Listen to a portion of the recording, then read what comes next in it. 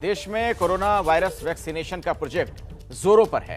रफ्तार पकड़ चुके टीकाकरण अभियान में अब तक देश में टीके की कुल खुराक करीब 74 करोड़ पहुंच चुकी है। खास बात यह कि टीकाकरण की दूसरी लहर के डॉक्टर हर्षवर्धन की जगह स्वास्थ्य मंत्री बने मनसुख मांडविया का रिकॉर्ड काफी अच्छा है। 65 दिन में ही मांडविया ने वो कर दिखाया जो हर्षवर्धन 188 दिन में कर पाए थे।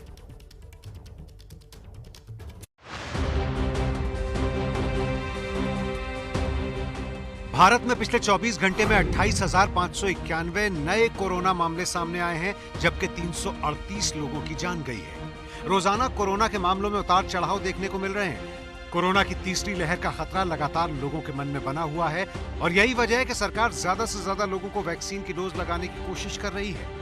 11 सितंबर यानी कल शाम तक देश के टीकाकरण के आंकड़ों पर नजर डालें तो कुल वैक्सीनेशन 73 करोड़ 82 लाख डोज, जिनमें से पहली डोज लगी है 56 करोड़ 11 लाख लोगों को और 17 करोड़ 71 लाख लोगों को दोनों डोज लग चुकी है।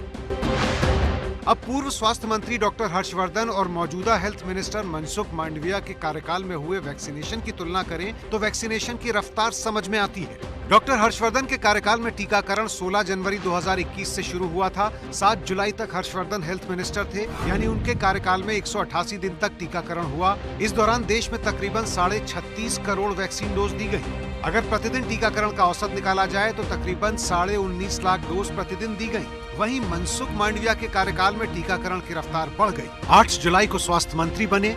8 जुलाई से 11 सितंबर तक 37 करोड़ 33 लाख डोज दी गई, यानी 65 दिन में ही डॉक्टर हर्षवर्धन के कार्यकाल का रिकॉर्ड टूटा। मांडविया के कार्यकाल में अब तक प्रतिदिन टीकाकरण का औसत बढ़कर हो गया तकरीबन 56 लाख प्रतिदिन।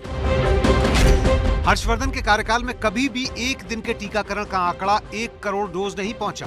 उनके दौर में 21 जून को सबसे ज्यादा 86,16,000 डोज दी गई। लेकिन मनसुख मांडविया के कार्यकाल में अब तक 3 बार एक दिन में 1 करोड़ का आंकड़ा पार हुआ है। 27 अगस्त, 31 अगस्त और 6 सितंबर को 1 करोड़ से ज्यादा डोज एक दिन में दी गई।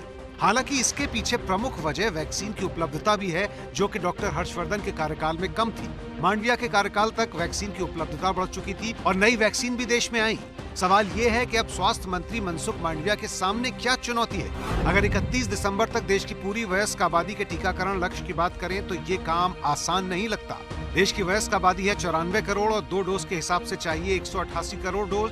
11 सितंबर तक 74 करोड़ डोज दे दी गई है, यानी बाकी बची हैं 114 करोड़ डोज जो देनी है। साल 2021 में दिन बचे हैं 111, यानी इस हिसाब से प्रतिदिन देनी होंगी तकरीबन 1 करोड़ डोज रोज।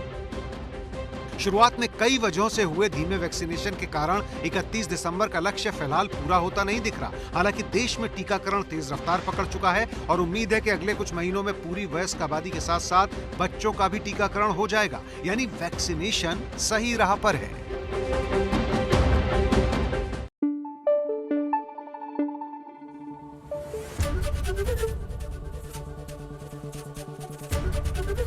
एबीपी न्यूज आपको रखे आगे।